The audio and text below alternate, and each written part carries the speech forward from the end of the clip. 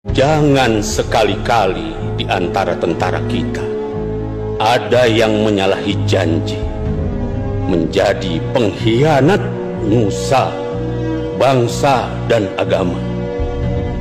Harus kamu senantiasa ingat bahwa tiap-tiap perjuangan memakan korban. Jangan sekali-kali membuat rakyat menderita. Cukuplah mereka menanggung banyak luka dari peperangan yang sudah berlangsung lama. Jangan sekali-kali membuat rakyat merasa terbebani oleh kita. Cukuplah mereka memikul beban atas banyak kesengsaraan yang telah ratusan tahun menimpa. Komando latihan pertempuran, di sini para raider dilahirkan dengan jiwa satria, infanteri namanya, serta marga pedoman kita. Gunung, hutan, rawa, laut ditempa, itulah sahabat kita. Semangat membara, tak kenal menyerah, Tridharma selalu siap sedia. Di mana kami berada, merah putih selalu di dada. Tridharma rela berkorban jiwa untuk bangsa dan negara. Lebih baik gagal di medan latihan daripada gagal di medan pertempuran. Mari kita berlatih bersama, kalau tidak mau pulang nama. Bismillahirrahmanirrahim. Assalamualaikum warahmatullahi wabarakatuh. Salam sejahtera dan salam damai untuk kita semua. Pada kesempatan hari yang berbahagia ini, kembali bersama saya, puan dan tuan sekalian, dalam edisi bincang-bincang tentang inspirasi kepemudaan dalam melakukan perubahan kehidupan untuk hari esok yang lebih baik. Tentunya sahabatku sekalian, dengan tidak bosan-bosannya saya ingin mengatakan bahwa di masa muda adalah masa kita harus melakukan hal-hal positif, hal-hal yang produktif yang kemudian bisa menjadikan kepribadian kita, menjadikan lingkungan kita, menjadikan negeri kita untuk lebih baik di hari yang akan datang. Ketika kita berbicara tentang masa lalu, masa sekarang, dan masa yang akan datang, kita tidak pernah lepas daripada insting berpikir bagaimana mengevaluasi segala kejadian yang telah lalu, kemudian kita ambil iktibarnya untuk hari ini dalam menyusun agenda yang akan datang. Tentunya berbicara tentang kaum muda dan hubungannya dengan waktu sangat relevan. Ketika kita katakan kaum muda adalah waktu yang produktif untuk melaksanakan hal-hal yang produktif, untuk melakukan hal-hal yang positif, dan kemudian kita gunakan untuk mencerdaskan pemikiran dan wawasan kita dengan memperkuatkan mental, emosional, spiritual, dan intelektual yang kita miliki. Memang berbicara tentang mental bukan saja berbicara tentang keberanian di berbagai lini, tapi berbicara tentang mental adalah mengekspresi sebuah keberanian yang itu kita anggap benar dan bisa kita pertanggungjawabkan atas apa yang kita pahami tentang kebenaran sebuah peristiwa itu. Hari ini kita tidak perlu mengatakan bahwa negeri kita sedang baik-baik saja. Hari ini kita tidak perlu lebay mengatakan bahwa negeri kita sedang krisis kepemimpinan. Hari ini kita tidak perlu mengaktualisasikan terlalu berlebihan untuk memahami sebuah proyektif kepemimpinan kekuasaan yang akhirnya menimbulkan semraut sebuah tatanan bersosial dan kemasyarakatan. Untuk itu kita hadir, tampil ke depan dengan ruh kepemudaan untuk melakukan evaluasi, untuk melakukan kritikan, untuk memberikan inovasi dan memberikan solusi di tengah badai hiruk pikuk sosial yang terjadi hari ini. Dengan tidak bosan-bosannya saya mengatakan bahwa mengapa kaum muda hari ini vacuum of power, mengapa kaum-kaum mahasiswa hari ini mandul, mengapa kaum-kaum tokoh hari ini menjadi penjilat, mengapa kekuasaan hari ini lebih identik dengan sebuah penzaliman, mengapa pola-pola kita hari ini mudah terkonsumsi dengan pemikiran-pemikiran pragmatis yang menguntungkan kepribadian kita, lalu menghilangkan nilai pri kemanusiaan yang kita miliki, yang kemudian kita tidak lagi respect terhadap persoalan-persoalan di lingkungan kita. Ini diakibatkan oleh rusaknya mental kita. Ini diakibatkan oleh tidak punya harga jual kita dalam berpikir. Ini diakibatkan oleh intelektual yang kita miliki adalah sebuah pelacur murahan yang kemudian sanggup kita gadaikan dengan murahnya kehidupan yang kita aktualisasikan dari hari ke hari. Bukankah ketika kita berpikir tentang bagaimana kita mencerna sebuah pemikiran dalam konteks kebenaran, bagaimana kita mencerna sebuah pemikiran untuk melawan sebuah kezaliman, bagaimana kita mencerna untuk menyusun konsep-konsep kehidupan dalam jangka waktu yang sangat panjang, untuk masa yang akan datang, untuk berguna bagi orang-orang dan makhluk di sekeliling kita. Tentunya bahasa ini tidak bisa kita proklamirkan hanya dengan kata-kata saja. Tentunya bahasa ini tidak perlu kita rasakan dengan identik perasaan saja. Tapi kata-kata yang kita keluarkan tentang mengimplementasikan segala kebenaran yang kita miliki haruslah penuh dengan jiwa yang berkarismatik, dengan pemikiran yang waras, dan dengan tubuh yang sehat untuk mensukseskan segala impian-impian yang telah kita canangkan ini.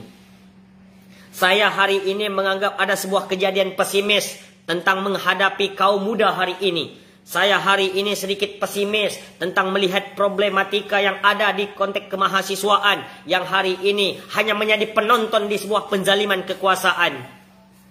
Haruskah saya terus berbicara dari waktu ke waktu untuk menjadikan peran kemahasiswaan yang kreatif, yang penuh dengan produktif? Haruskah saya terus berulang-ulang mengatakan bahwa kehidupan kita adalah sebuah pilihan, menjadi terbaik atau menjadi biasa-biasa saja, atau menjadi makhluk yang terkutuk? Itu tergantung pada pilihan kita. Tapi alangkah naifnya dan alangkah membazirnya ketika kehidupan kita berjiwa kepemudaan ini lalu tidak mampu kita presentasekan di dalam kehidupan kita dan sanggup menjadi sebuah penontonan di dunia kepemerintahan yang hari ini mendapat persoalan yang amat dahsyat, dan ini adalah jawabannya pada kita setiap manusia.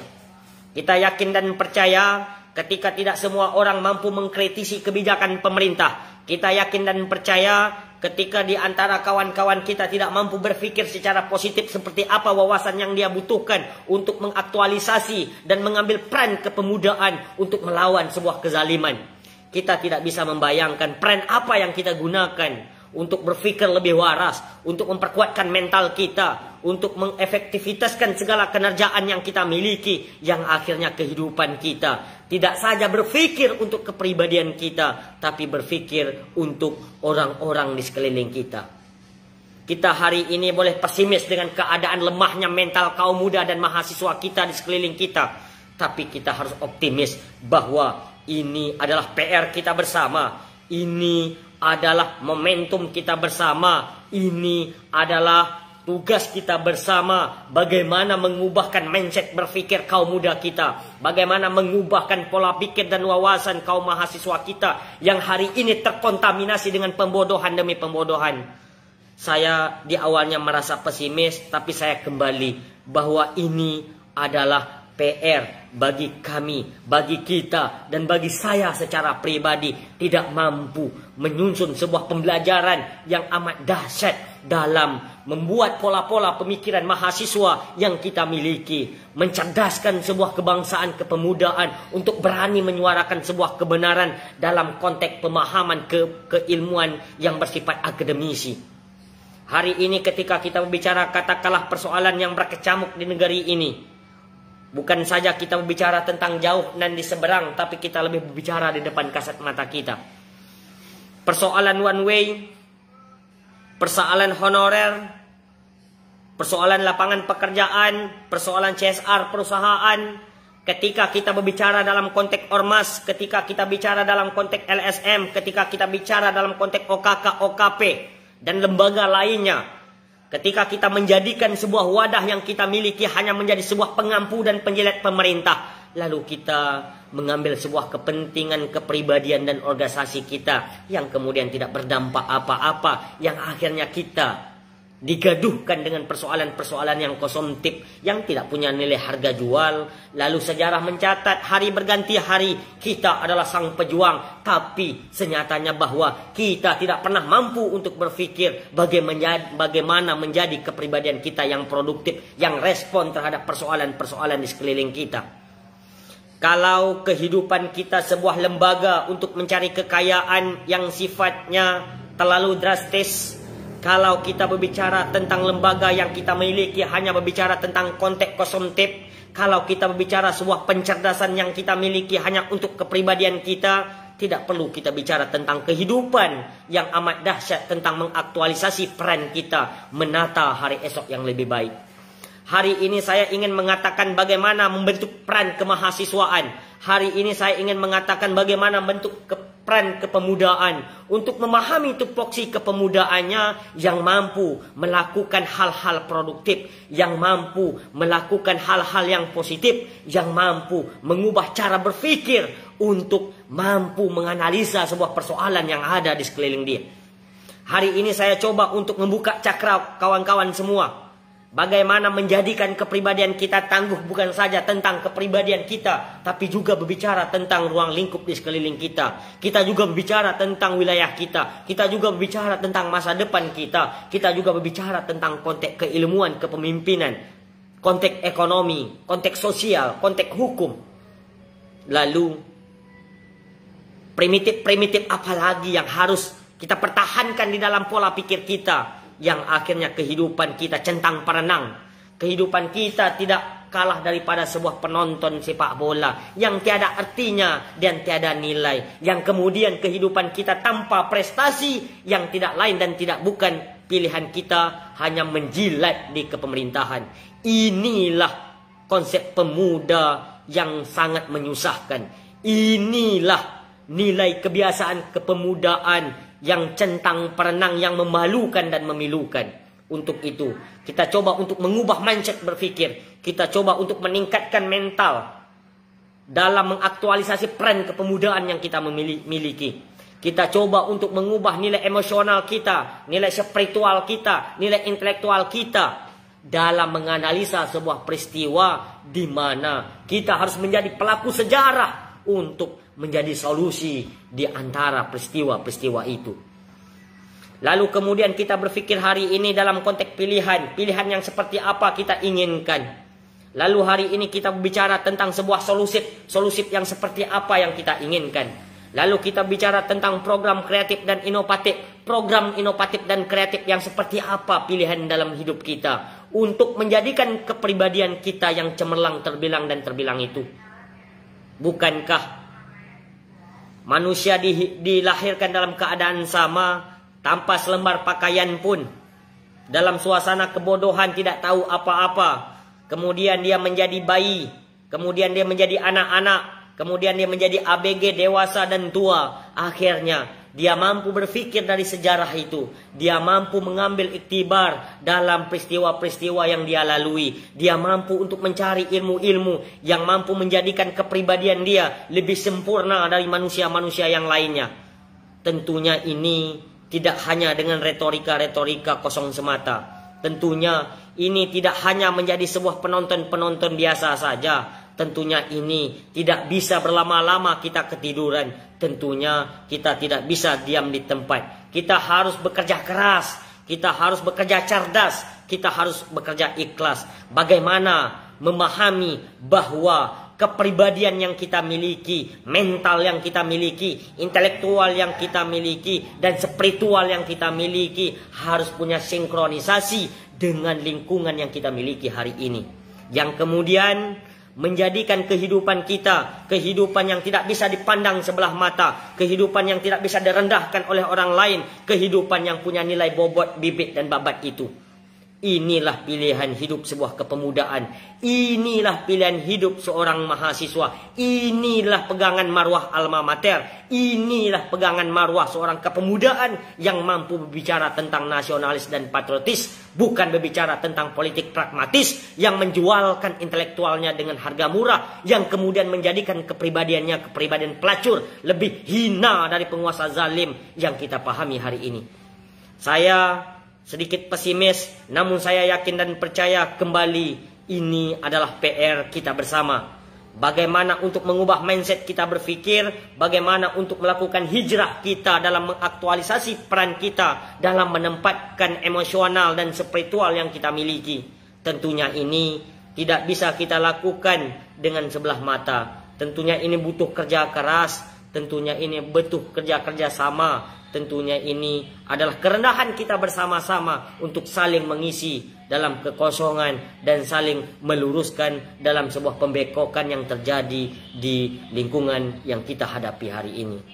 Sekilas tentang peran kepemudaan yang harus kita pahami dalam konteks berwawasan, mengintelektualisasikan peran kita, meningkatkan nilai spiritual dan emosional kita, tidak pernah lepas daripada rasa optimis, konsisten, bekerja keras, terus semangat untuk menata hari esok yang lebih baik, untuk menjadikan negeri kita negeri yang punya harga jual, untuk menjadikan masa depan kita masa depan yang mampu untuk menuju negeri yang terbilang cemerlang dan gemilang itu sendiri. Demikian sahabatku sekalian, dalam konteks menumbuh kembangkan semangat kepemudaan untuk menata hari esok yang lebih baik, yang bisa saya pahami dalam konteks nasionalisme dan patriotisme yang mesti ditumbuh kembangkan dalam sanubari kita masing-masing. Dan tentunya segala kekilafan milik saya selaku manusia biasa dan kebenaran dari Allah Subhanahu wa taala. Mohon maaf andai ada kata-kata yang salah. Billahi taufiq wal hidayah. Assalamualaikum warahmatullahi wabarakatuh. Salam sejahtera dan salam bahagia untuk kita semua dan orang-orang di sekeliling kita.